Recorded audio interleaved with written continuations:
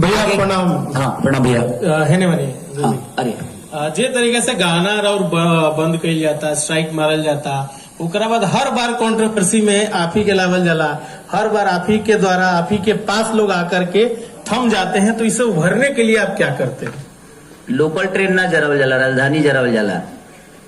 जिंदगी में एक चीज हमेशा जान लीजिए, मुझे करना आता है। कौन मेरे गाने को ब्लॉक कर रहा है, कौन मुझे डैमेज करना चाहता है। मैं लिट्टी चोखा बेचकर लोगों के घर पे नौकर जूठा धो के मैं यहां तक आया हूं। तो जब मेरे पास कुछ औकात मेरी नहीं थी, मुझे 2 रुपए की औकात नहीं थी, तो मैं आज आपके सामने, आप जैसे बड़े भाइयों के सामने, इतनी सारे हमारे गार्जियन स्वरूप लोग बैठे हैं, इतने सारे टैलेंटों के सामने मैं कुछ कह रहा हूं। जब मेरी कोई औकात नहीं थी तो मैं आज यहां तक पहुंचा हूं। आज तो मेरी बहुत बड़ी औकात है, क्योंकि एक बहुत बड़ा साम्राज्य का मालिक हूं मैं। और वो साम्राज्य क्या है? लोगों का प्यार, लोगों का आशीर्वाद। उस समय सिर्फ मेरे माँ बाप के आशीर्वाद हुआ करते थे, और मैं आज तो मुझे लगता है जो अरबों में मेरे माँ बाप हैं, अरबों में मेरे भाई हैं, अरबों में मेरी माँ है, अरबों में मेरी बहन है। तो इतने सारे परिवार के एक बेटे को इतना तकलीफ कोई कितना भी चाहे तो नहीं दे पाएगा, क्योंकि लोगों का प्यार है मेरे साथ। खेसारी भैया, आप लाइव आके कह रहे हैं कि ये किसी की साजिश है, कौन है इन सब के पीछे? अभी तो मीडिया का काम है पता करना, यह हमें पता करके बताइए। जिंदगी में देखिए, एक बात बताएं आपसे, जब इंसान आगे बढ़ता है ना, तो आगे बढ़ने का कोई रीजन नहीं होता है, लेकिन पीछे आने के बहुत सारे रीजन होते हैं उसके।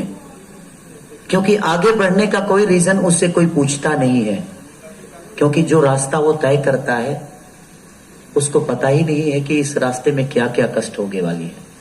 अगर आपको अपने उन्नति के रास्ते पता चल जाए कि यहाँ ये कष्ट होगी, वो कष्ट होगी, तो उस कष्ट से इंसान घबरा के अपने आप हथियार डाल देगा, वो कभी कामयाब नहीं होगा।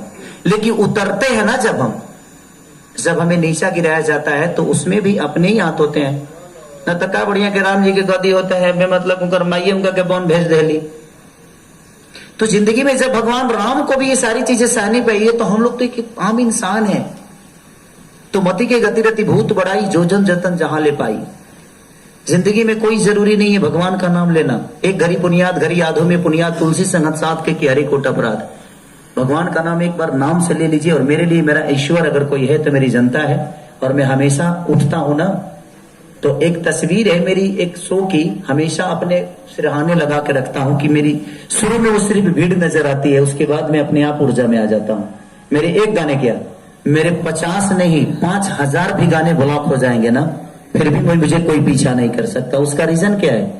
कितना ब्लॉक करेंगे आप करके देखिए। आप मुझे ब्लॉक नहीं कर रहे हैं, मेरे गानों को ब्लॉक नहीं कर रहे हैं, कहीं ना कहीं लोगों के विश्वास को ब्लॉक कर रहे हैं आप। और एक कंपनी के अंदर इतनी पावर है तो ठीक है। जब वो कंपनी मेरे साथ नहीं थी तब मैं यहां तक पहुंचा। आज तो मुझे लगता है कि तो सारे गामा को क्यों नहीं ब्लॉक कर रहा है?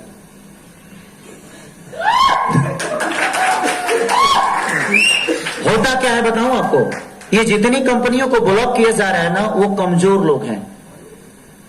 वो अपने खेत बेचकर, मजदूरी करके, मेहनत करके, गाना लिख लिख के उन्होंने 2 पैसे कमाया, और कमा के और खेसारी को जितना देना था दिया, क्या दिया मुझे पता नहीं। तो ये गरीब लोग हैं जिनके गाने ब्लॉक हो रहे हैं। अगर उनके अंदर इतना ही औकात है, इतना ही उनकी क्षमता है, इतना ही वो अपने आप को बड़ा समझते हैं, तो सारेगामा को कर दो भाई। सारेगामा तो एकदम सीना ठोक के ट्रेंडिंग पे ट्रेंडिंग जा रहा है भाई। तो जिंदगी में हर आदमी, एक किस्सा बताता हूं आपको।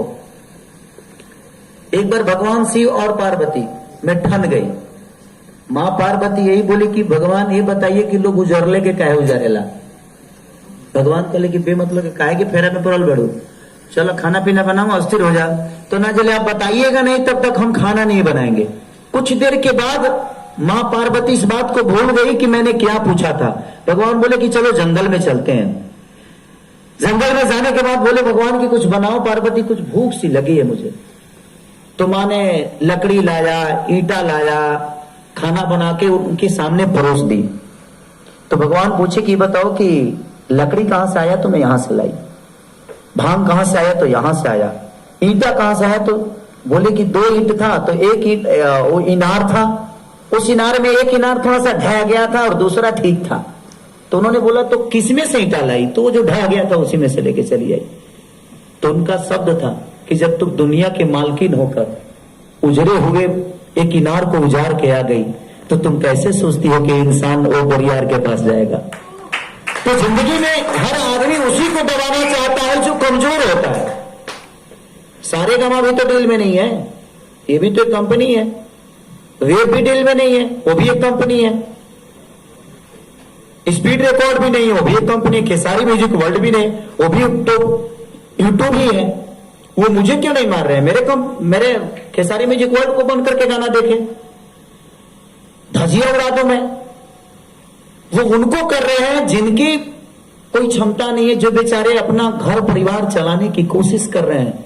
वो ऐसे लोग हैं जो उस कंपनी से कुछ कमाना चाहते हैं, अपना परिवार चलाना चाहते हैं। ये गलत है। ठीक है, मैंने डील की है किसी से, लेकिन पेमेंट क्या दिया है आपने? डील मैं 2 महीने पहले उस डील को खत्म कर चुका था और मैंने पेमेंट कोई नहीं लिया। जितना पेमेंट लिया उससे ज्यादा गाना दे चुका हूं मैं। लेकिन ठीक है, उनका पेपर पे साइन किया, पढ़ा लिखल है, हम भाई चरा के हीरो बन गए, हम क्या करें? हमारे क्या गलती है भाई? मैं अब भाई चराने वाले कोई लोगों ने प्यार दिया, मैंने मेहनत की और मैं यहां तक पहुंच गया। अब लोगों को लगता है कि भाई चराने वाला आदमी इतना बड़ा कैसे हो गया? तो ठीक है ना, और अपने ही लोग काटने वाले हैं। सर आपको क्या लगता है कि अच्छा जितने इंडस्ट्री में लोग हैं, मैंने खेसारी के चाहते थे हीरो रहस, के चाहते थे खाली करेगा ना बाजी? नहीं, जिंदगी में हर आदमी जो मेरे कंपटीटर है, जो मेरे आसपास रहने वाले लोग हैं, ये कतई नहीं चाहेंगे। हम भी नहीं चाहते हैं कि कोई मेरे से ज्यादा बजे, कोई नहीं चाहता है। अच्छा आप चाहिएगा जो कोई मीडिया वाला आपसे ज्यादा बड़ा हो जाए? नहीं ना, हर आदमी का एक। लेकिन नहीं, मेरे कहने का मतलब कि किसी को प्लानिंग से बर्बाद मत करिए। अगर आपको बर्बाद ही करना है तो अपनी मेहनत से, अपने ऊर्जा से किसी को तबाह कर दीजिए, अगर आपके अंदर वो क्षमता है तो। अगर आपको अगर प्लानिंग ही आती है तो उसके लिए हम कुछ नहीं बोल सकते।